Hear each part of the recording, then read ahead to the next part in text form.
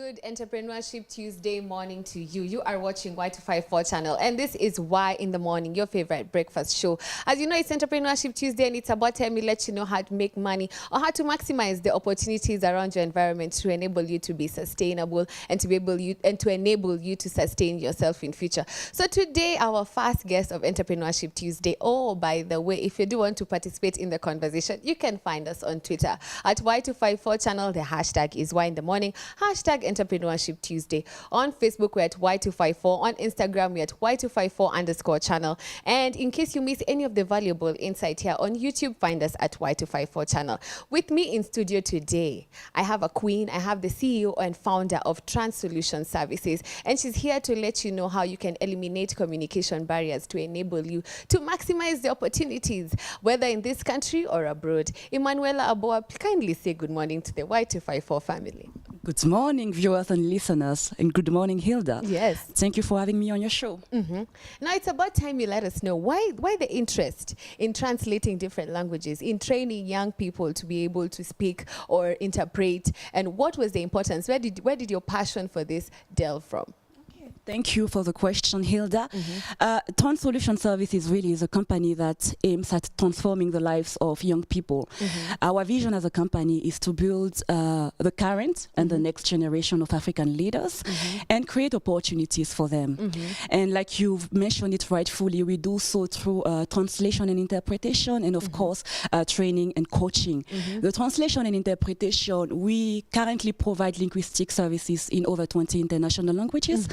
And the how many languages? 20 international languages. Wow. Yes, yes. We pride ourselves of that. And the major aim really was to break communication barrier, to give the opportunities to young entrepreneurs to expand their businesses abroad without really thinking about the barriers of language or of culture. Sorry, that's exactly the expertise that we bring into when it comes to translation and interpretation, maximizing global opportunities.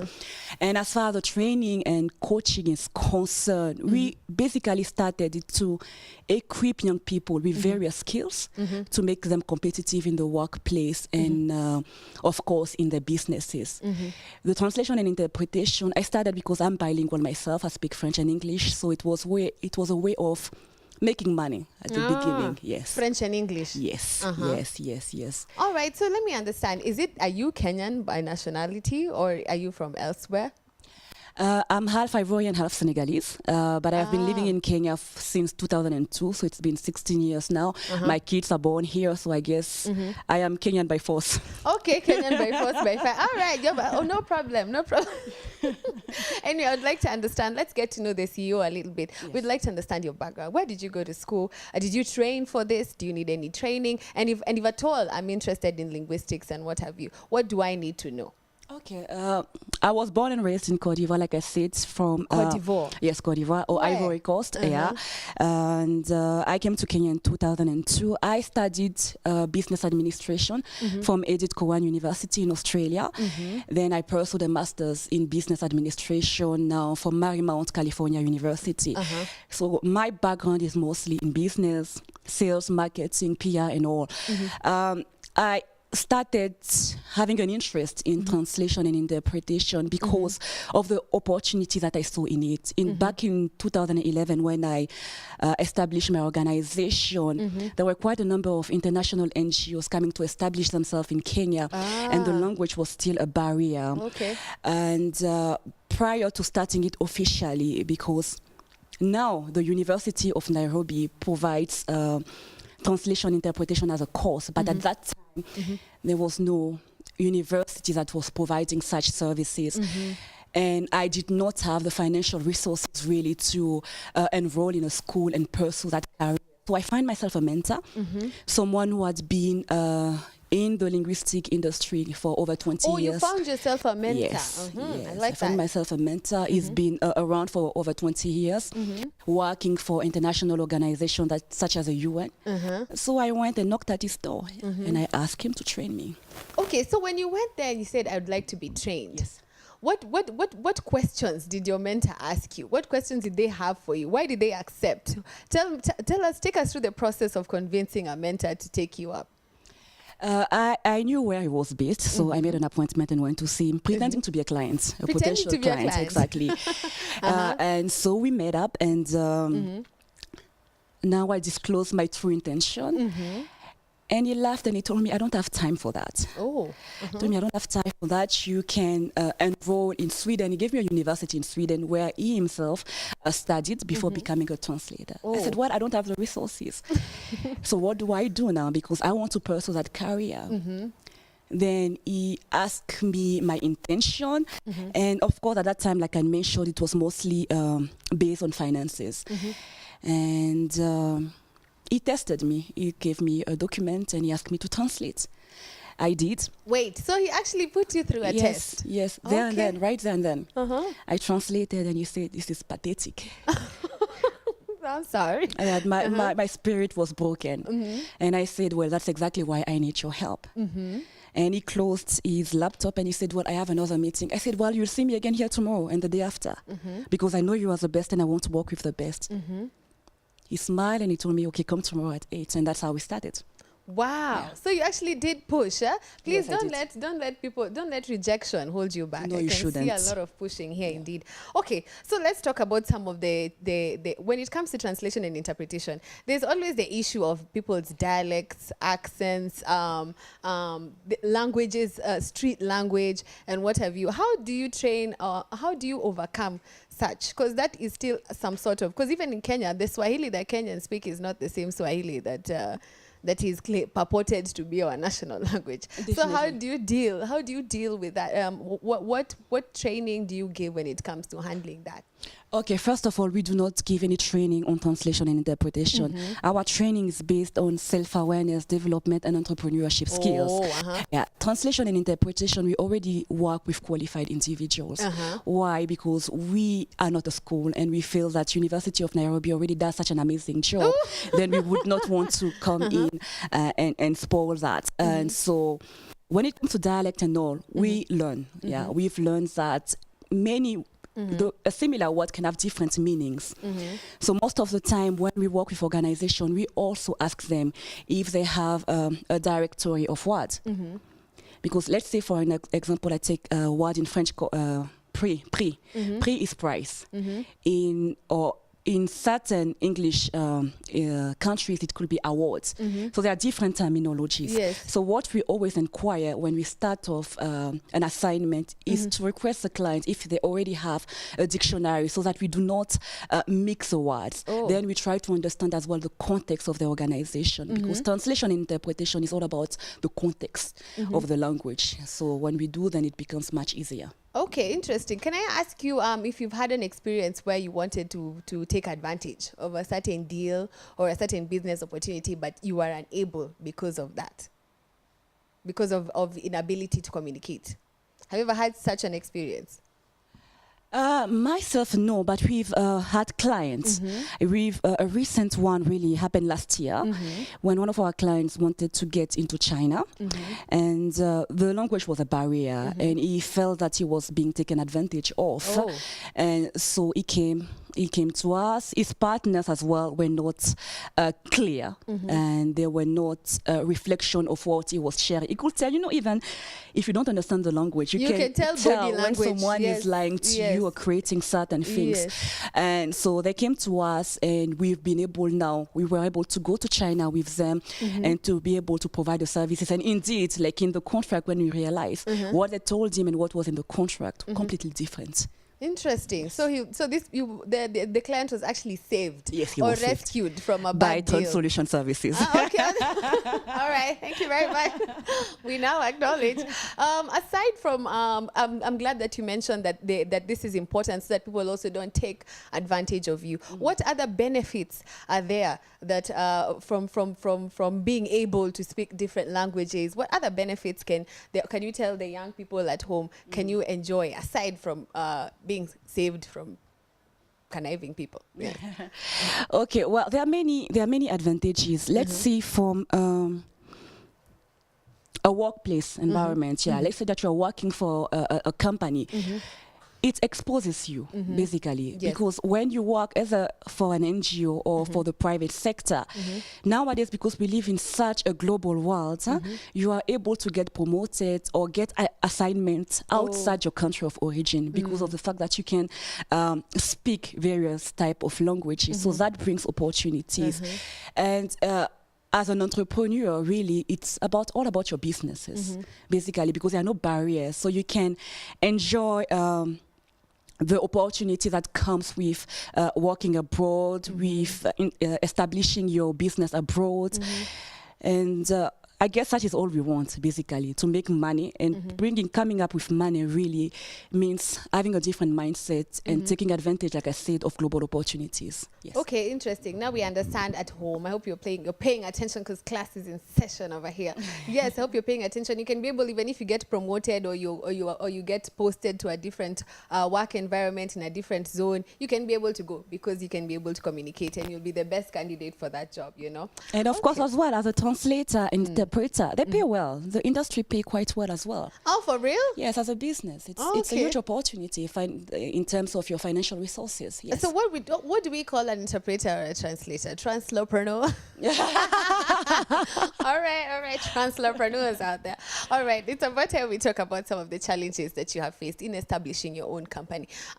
Most young people, when they establish a company, there are a lot of pitfalls. There are a lot of failures that happen. Some companies collapse, some don't. So we'd like to understand, what are some of the challenges that you have faced, or some of the lessons that you have learned when it comes to crisis management to sustain for all those years you have been in operation? Starting off was quite easy, to be honest. Like I said, I wanted to make money. And I did not have the resources, but I had a computer. So that's how I started my company, using my computer data, and I started advertising the company as a translation and interpretation service. Now it's been 8 years since the establishment of the company. Some of the challenges that we faced, really, when it comes to translation and interpretation specifically, is finding qualified consultant or qualified linguistic to assist or to work with. Consultant. Exactly. You see, when you speak a certain language, when someone comes for an interview, you can definitely tell, well, you're not qualified enough. You are not able to speak properly and all. But at the beginning, when I had Chinese translators, Indian translators, well, I could not really confirm the quality of the expertise and all, because I could not understand the language. So we've had challenges as we start off, because now I will take a leap of faith and hire an individual, provide them to a client, and then the clients will come back with feedback complaining about the quality of the translation or the quality of the interpretation. But with time now, we've been able to put a good foundation. So now we work only with people that we vetted, and people who have been able to help the company grow. So that was a challenge, really, to not being able to understand all the languages that we currently provide. Another challenge was resources, to be honest. If you want to make it in Kenya or anywhere around the world, really, you need money. You need to build a good company. You need to build a good marketing strategy. So you need money for everything. And that was difficult at the beginning. It was really difficult because I did not have the resources. So to be able to cut down my costs, I found a job. So really, I went back into employment, and the resources that I would get will be back into my company. So I used to reinvest into my own company to be able to continue my work. So as much as you were working, you were using your income to facilitate your side hustle, to enable you to live and stand on your own. Exactly. Oh, that's clever. I hope you're paying attention. Well, for me, I needed to be realistic. I did not want to take loans. I fear loans a lot. Too. Yeah, as much as now they are good debts, but for me as a foreigner, I knew it will be very difficult to get a good loan in Kenya. Why? Because they ask for so many information, and they want to ensure that you repay the loan on time. And with foreigners, I never know when you will be leaving the country. So I saw it already as a detriment in my business. So I needed to really focus on my own income throughout, and that is what I have been doing. Until I made a name for myself. Another challenge really was my vision. I always advise entrepreneurs, when you want to start a business, just start off. Don't try to have everything perfect before you start off your business, because nothing is ever perfect. What you find yourself in is reinventing yourself every single day as you progress, because now you begin to understand your customer better. You begin to understand the industry you are in better, the challenges that are there. So you reinvest yourself as time goes by. So there's nothing like being ready. No, just start off. Throw yourself. Exactly. And then you'll be able to get that clear picture as time goes. So we've had to reinvent ourselves quite a number of times.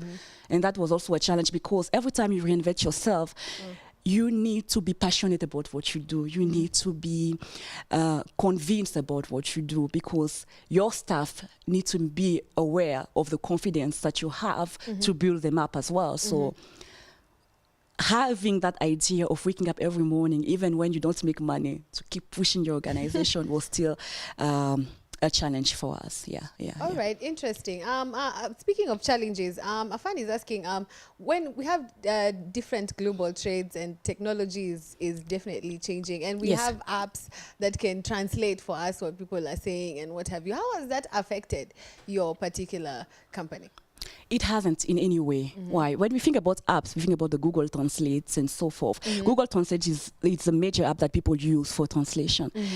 And we've had clients, actually, when they come to us and we bring a quotation, they find us a bit expensive. So they decide either to use Google Translate or use other cheaper options. But they always come back to us to rectify the mistake. Why? Because, like I said earlier, when it comes to translation and all, you need to understand the context, isn't it? Google Translate is not human, so they don't have a mindset to understand the context of the wording that you are putting, of the sentences. So you still need the human touch to be able to translate accurately. So for now, we don't feel the competition from those applications. Not at all. Okay. So let's talk about crisis management when it comes to businesses, because most young people, when they're trying to set up, they don't really think about what happens if something goes wrong. So I'd like to understand, do you have any particular documents that you go by when it comes to dealing with a crisis in your company, whether it's financial or what is it? Do you have any plan when it comes to crisis management? Yes, we do. But this is a document that we created recently. This should not be a barrier in starting a business, really. You start off and then you realize, wow, I need governance structure in place. So crisis management come into it. For us with the training, because also some of our target market are young people, so it means what? Child protection. So all this came about what? 4 years ago, and yet we've been in existence for 8 years. So as time went by, then now we began to see the importance of that, because crisis management is quite important. Thank God we've never really experienced anything out of the ordinary. And I guess because we've been working with individuals to help us put this document, an adequate document, and they've also trained our staff to be able to respond adequately to various crises. Interesting. For the people who are watching at home, if they wanted to access you, where can they find you? We are located on 3rd Gong Avenue. In a building called Upper Hill Garden, and the office is E03. They can also contact us using our mobile phones. So currently the mobile phones are 0722 87 01 49 or 0721 75 93 67. We are also on all social media platforms, on Facebook at Transolution Services, LinkedIn Transolution Services, and Instagram as TransSync Company.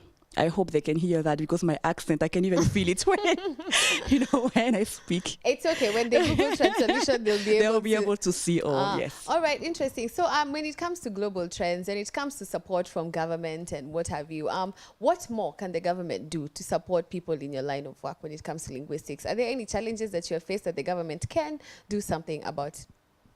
Hilda, I think I am from a different sort of school. I don't believe that the government should do everything. And that is even the reason why I put up my company. I think the role of a government is to create a platform where such where policies are made. You understand? So policies are made to ensure that we have a good business environment, that we are able to market our different organizations. Is what I'm talking about. How is the But ease of doing business? In Kenya, I feel that there's been so much improvement. Oh. Yeah, a lot actually. When I started in 2011, first, I registered my company as a sole proprietorship. Then eventually, when we grew, I changed it to a limited company.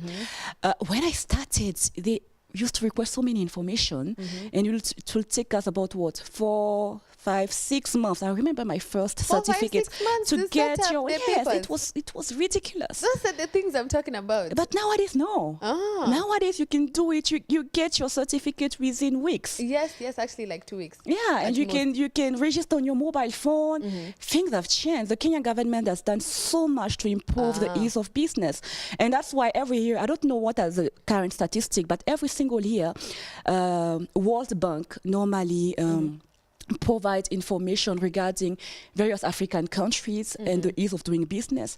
Kenya has been improving for the past 3 years. Wow. Yeah, so congratulations to the Kenyan government. Yes, indeed. Good Kenyan government. There you have it. Props for you. Thank you so much for joining us today. My pleasure. Yes, you have been speaking to Emmanuella Aboa. She is the founder and CEO of Transolution Services. Make sure you do check out if you want to be global. If you want to maximize the opportunities in case you get promoted and you want to travel and go to another country. In fact, there's a specific segment today on Entrepreneurship Tuesday on tour and travel. I'm so glad you came because now, wow, it has just come. It has just blended in very nicely. Make sure you do catch up with Emmanuella, and Barry Mo is coming up next with our next interview. My name is Hilda Wadidi. Please do not go anywhere.